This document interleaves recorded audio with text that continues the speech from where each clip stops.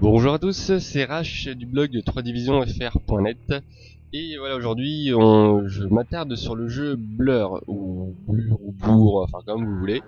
Euh, alors pourquoi 2 ans après sa sortie? Parce que c'est vrai que certains l'ont peut-être déjà tout de suite, enfin ça fait tilt peut-être pour certains. Le jeu est sorti en 2010. Il se trouve que de toute façon je n'y avais pour l'instant jamais joué, je l'avais jamais eu dans mes mains. Et le hasard fait que pas si longtemps que ça, un collègue m'a prêté le jeu. Je me dis tiens ça pourrait être l'occasion de le voir, mais je l'avais toujours pas installé. Et en allant voir sur le site du mode Helix, donc pour ceux qui savent pas ce que c'est, le mode Helix c'est tout simplement une sorte de petit mode qui permet d'améliorer la compatibilité 3 divisions de quasiment tous les jeux qui tournent en DirectX 9. Et bah j'ai vu que justement il venait juste de sortir un patch il y a même pas quelques semaines. Donc je me suis dit bon bah hop hein, c'est le bon moment de toute façon pour le tester. De toute façon si je l'ai pas fait maintenant je l'aurais jamais fait. Donc voilà, maintenant c'est fait. Alors Blur c'est quoi? C'est un jeu de voiture, ça a pas de grande surprise, très arcade, ça c'est sûr, c'est pas de la simulation du tout.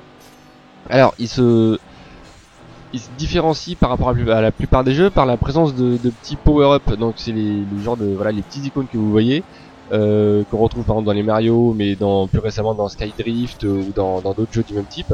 C'est simple, ce sont des améliorations pour voiture. Le but enfin quand vous allez dessus vous récupérez donc les classiques missiles guidés, pas mitraillette mais voilà triple missile, bouclier, réparation, boost, voilà c'est la différence, enfin c'est le principal attrait du jeu et c'est ce qui le rend on va dire beaucoup plus fun parce que bon après niveau pilotage voilà le but ça sera pas forcément de piloter du mieux possible pour arriver premier, le but ça sera surtout de bien bousiller les autres et puis de bien se défendre. Donc c'est un jeu qui est assez marrant. Y a un truc qui m'a plu au niveau des power-up justement, c'est que contrairement à la plupart des jeux, vous n'êtes pas obligé vous n'êtes pas contraint à n'emporter qu'un seul. Vous pouvez par exemple avoir vous porter jusqu'à 3 power-up et utiliser celui que vous voulez avec la petite touche, genre je sais plus, oui c'est la touche X sur la manette Xbox. Vous choisissez en fait lequel des 3 power-up vous voulez utiliser. Du coup ça permet de mieux les utiliser par rapport à la situation dans laquelle vous vous trouvez. Par exemple si vous avez récupéré un petit power-up réparation et vous en avez pas besoin tout de suite, vous n'êtes pas obligé de l'utiliser pour en récupérer un autre qui sera plus efficace. Vous le laissez de côté et puis vous attendez de récupérer un autre power-up et comme ça vous utilisez ce qui convient le mieux à la situation. Donc c'est assez sympa. Je vais pas m'attarder plus là-dessus au niveau du gameplay. De toute façon il y a d'autres sites qui le font aussi bien, même mieux je veux dire. Nous on va surtout s'intéresser à la 3D. Donc ici ça a été testé en 3 divisions avec le mode Helix qui est activé actuellement. Alors par défaut effectivement il y avait pas mal de bugs au niveau des effets de lumière, de HUD apparemment, des ombres et tout. Et donc ce mode a réussi à enlever la plupart des problèmes, tout ce qui apparaissait pas à la bonne profondeur. La seule chose qui posait vraiment souci c'était l'ombre sous les voitures. Du coup c'est simple, ça a carrément été viré. Mais ce qui fait que maintenant, alors juste en copiant les petits fichiers que vous trouverez dans le test ci-dessous, juste en copiant les petits fichiers à l'emplacement d'installation de votre jeu, vous vous retrouvez du coup avec une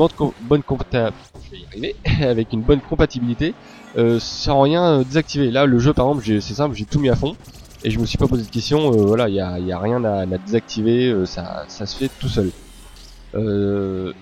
Globalement ça rend bien. Enfin en tout cas au niveau du jeu, quand on est vraiment en pleine partie, il n'y a pas vraiment de bug à déplorer. Il y a juste en fait on va dire dans le menu ou dans les petites icônes qui apparaissent ou dans le HUD ou de temps en temps ça apparaît pas forcément à la bonne profondeur, mais globalement ça après en plein jeu c'est quand même le plus important, ça rend bien. Ensuite au niveau des impressions, forcément comme n'importe quel jeu ça donne une meilleure impression de vitesse, ça c'est sûr, c'est quand même plus immersif, tout rend vraiment bien, donc il est vraiment assez agréable à jouer. Concernant les performances, alors là c'était un petit peu surpris, c'est vrai qu'on sent pas mal le passage à la 3 divisions. Du coup j'ai lancé Fraps pour faire un test et il se trouve que sur une course en tournant en moyenne à 65 fps en 2D, le passage à la 3D m'a fait descendre à 30 fps, donc c'est une chute de plus de 50% quand même. Donc faut quand même le signaler, même si le jeu reste quand même jouable. On est à 30 images par seconde avec tous les détails au max, sachant que donc je suis en Full HD sur une 560 Ti et que j'ai laissé l'anti-aliasing 4X activé. Donc il y a peut-être moyen de grappiller encore forcément, mais bon, ça reste jouable. Donc ça devrait quand même tourner, je pense, sur la plupart des configs. Ça aurait été tournant quand même pour un jeu qui a déjà plus de 2 ans. Bon, ça s'appelle pas Crysis non plus, hein. Donc voilà. Après, je pense que j'ai fait le tour. Si vous voulez plus d'informations sur comment activer le mode Helix, si vous voulez plus de capture d'écran, je vous invite à venir voir le test sur le blog 3 Divisions. Et voilà, la prochaine pour un autre petit test, pour un prochain jeu en 3D, je sais pas encore lequel, mais je pense que ça va vite arriver. A plus.